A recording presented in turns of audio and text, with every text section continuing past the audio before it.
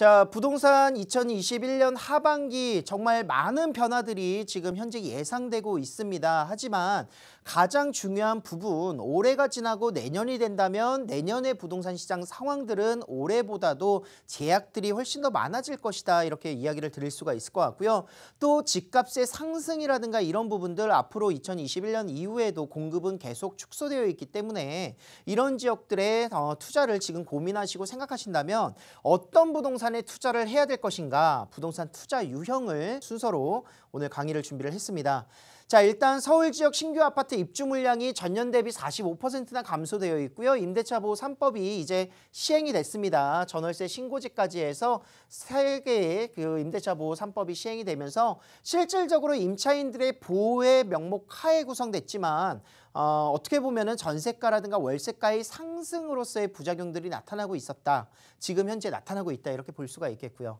자, 양도소득세 중과로 인해서 매물이 없기 때문에 가격은 계속 상승하고 있는 추세인 겁니다. 자, 주택임대사업자 폐지가 되고 혜택이 말소가 된다면 이런 부분에 있어서 투자는 더욱더 어려워지게 될 것이고요. 서울 지역의 재개발, 재건축 규제가 완화되기 때문에 앞으로는 어느 정도 자금력을 가지고 있는 사람들만 움직일 수 있는 투자의 수요가 양극화되는 시장이 나타나지 않을까 우려할 수가 있겠습니다.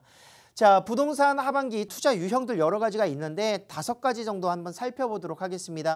자, 소액 갭 투자입니다. 소액이라 함은 실질적으로 이제 1억 원 이하 정도의 몇 천만 원대로 투자할 수 있는 금액을 소액이라고 이야기를 드릴 수가 있을 것 같은데요. 기본적으로 다세대 주택이라든가 도시형 생활주택, 주거용 오피스텔, 공동주택들이 주를 이루고 있습니다. 여기에 뭐 아파트도 대표적인 공동주택이나 실질적으로 소액으로 투자하기에는 아파트는 조금 더 투자 금액이 무겁기 때문에 소액 갭 투자에 있어서는 이런 주택의 유형들을 일단은 먼저 살펴보셔야 될 것 같습니다. 자, 일단 아파트를 제외한 소액의 주택들의 투자에 있어서 주택임대사업자 등록이 지금 현재는 아직까지 가능합니다. 취득세 감면 혜택을 보실 수가 있기 때문에 실질적으로 투자하는 데 있어서 소액으로 투자를 하는데 다주택자가 만약에 투자를 하게 됐었을 때 8%, 12%의 취득세의 중과로 인해서 투자가 어려워지게 되는 시점도 분명히 될 거예요.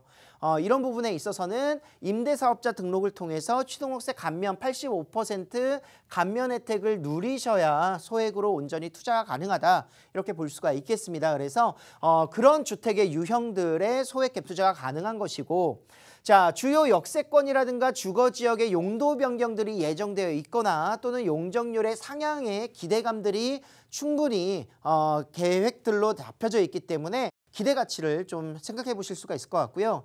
자, 소액 투자 마지막 기회라고 생각하셔도 될 것 같아요. 아까 말씀드렸다시피 주택임대사업자 폐지가 된다면 투자 금액은 2, 3천인데 취득세가 뭐 4, 5천 나올 수 있는 상황이 발생됩니다. 그렇다면 소액 투자자들은 투자하기 어려워지는 시점이 나오게 될 것이고 결국은 자본력을 조금 가지고 있는 사람들이 투자를 하게 될 것인데 투자에 있어서도 양극화 또는 빈부격차가 더욱더 심해질 수밖에 없는 요소이기 때문에 이 부분을 잘 생각하셔야 될 것 같아요. 그래서 마지막 기회를 잡으셔야 된다. 자, 특히나 이런 소액 갭 투자 같은 경우에는 전세가가 꾸준하게 계속 상승될 수 있는 지역으로 분석을 해보시면 전세가 상승으로 인해서 투자 금액이 빠르게 회수되는 모습들에서 기대 수익률이 더욱더 높아지는 안정적인 투자의 유형이 될 것입니다. 자, 투자 금액은 적게는 500만 원에서 많게는 뭐 1억 원 미만, 뭐 8천만 원 정도까지 보실 수가 있겠는데 뭐 지역별로 조금씩 투자 금액은 다르고요. 기대 수익률이라는 것 자체가 500만 원 투자해서 어느 정도의 지가가 또는 투자 가치가 높아질 것인가 또는 8천만 원 투자해서 내가 어느 정도 높아질 것인가를 보셔야 되기 때문에 본인의 보유 자금에 따라서 움직이시기를 추천을 드리도록 하겠고요. 자, 두 번째로 재개발 지정 가능성 지역에 투자하는 방법이 될 것 같습니다. 이미 재개발 지정 가능성이라고 이야기를 했기 때문에 뭐 어느 정도의 추진 절차가 이루어져 있는 사업 시행 인가라든가 이런 부분까지 추진위까지 이제 조합 설립 인가까지 되어 있는 곳들은 많은 프리미엄이 붙어 있겠죠. 그래서 적게는 뭐 6, 7억부터 시작을 해서 뭐 9억까지 피가 붙어 있기 때문에 이런 지역들 투자하기에는 굉장히 또 투자 금액이 높이 들어가는 단점이 있고 그런 지역들이 되기 이전 이전에 그런 구역 지정이 되기 이전으로 투자를 해보는 방법, 바로 지정 가능성에 보고 투자를 하는 방법이 될 것 같습니다. 자, 얼마나 많은 지역들을 이런 재개발을 추진할 것이냐, 서울시 재개발 공모를 통해서 앞으로는 빠른 재개발 사업지를 모색한다라고 이야기를 했기 때문에 매년마다 25개소 이상의 재개발 예상 지역들을 발굴하고 구역 지정을 하겠다라고 이야기를 하고 있습니다. 2015년 이후에 새로운 뉴타운 사업지, 재개발 사업지가 없었다는 점을 보시면은 앞으로 올해 말부터는 굉장히 많은 사업지들이 재개발을 노리고 투자가 가능하거나 또는 지역이 바뀌게 되지 않을까 기대감을 갖고 있는데요. 자, 구역 지정을 통해서 양질의 신축 아파트, 지금 필요한 주택의 유형이죠. 양질의 신축 아파트가 공급될 기대감을 가질 수가 있겠고, 자, 여기서 이제 투자의 포인트가 중요하죠. 공모일, 어느 지역을 개발할 것인가에 대해서 공모를 하는 공모일이 권리산정 기준일로 측정을 하겠다라고 이야기를 했습니다. 자, 앞으로는 구역 지정이 되기 전 공모를 통해서 진행이 될 건데, 공모가 이루어지고 나서 주택을 매수한다면 현금 청산 당할 수 있기 때문에 프리미엄이라는 것 자체가 붙기가 어렵게 되는 조성이 되겠죠. 그렇기 때문에 이런 이전에 투자를 해야 내가 좋은 주택, 양질의 신축 아파트를 공급받을 수 있는 조합원 지위를 받을 수 있을 것이다. 조금 더 빨리 움직이셔라 이야기를 드릴 수가 있겠습니다. 자, 투자 금액은요, 지역별로 8천에서 약 3억 원 정도 조성인데, 실질적으로 가능성을 보고선 투자 금액이 달라지겠죠. 좀 어느 정도 가능성이 있는 지역들은 투자 금액이 높아질 것이고, 어느 정도 신축의 비중이 높아서 노후도가 좀 떨어지는 지역들은 투자 금액이 좀 줄어드는 모습들을 볼 수가 있을 것 같습니다. 그래서 앞으로는 노후되어 있는 지역들이 더욱더 인기가 많을 것이다, 이렇게 생각을 할 수가 있겠습니다. 자, 아파트는 실거주 하시는 분들이 가장 많이 찾는 주택의 유형이고요. 또는 재건축이나 리모델링을 보고 투자를 하실 수 있는 수요도 많이 몰릴 건데, 단점은 취득세 중과로 인해서 1주택이 아닌 이상 2주택, 3주택 취득을 하시게 되면은 주택임대 사업자 등록이 안 돼요. 그래서 실질적으로 취득세의 부담분이 생기게 될 것이고, 재건축 같은 경우에는 높은 프리미엄이 붙어 있다라는 점, 그리고 실거주 요건에 대출 규제라든가 토지거래 허가구역 등 이런 부분으로 인해서 좀 매수하기는 요즘 상당히 어려운 것도 사실입니다. 특히나 높은 아파트 가격의 상승으로 인해서 심리적으로 지금 많이 오른 거 아닌가라는 부담감 많이 형성되어 있는 상태인 거고, 실거주 매수는 당연히 지금 보셔도 괜찮다, 저는 이야기를 드릴 수 있겠고요. 자, 서울 지역이 금액이 안 맞으시다면 수도권 지역이라든가 저평가되어 있는 지역들 좀 둘러보셔서, 아파트 같은 경우에는 실거주로는 굉장히 괜찮습니다. 그래서 자녀 교육하기도 괜찮고, 자, 단 투자 금액이나 실거주 금액들이 좀 많이 들어간다는 단점이 있겠죠. 약 6억에서 10억 원 정도로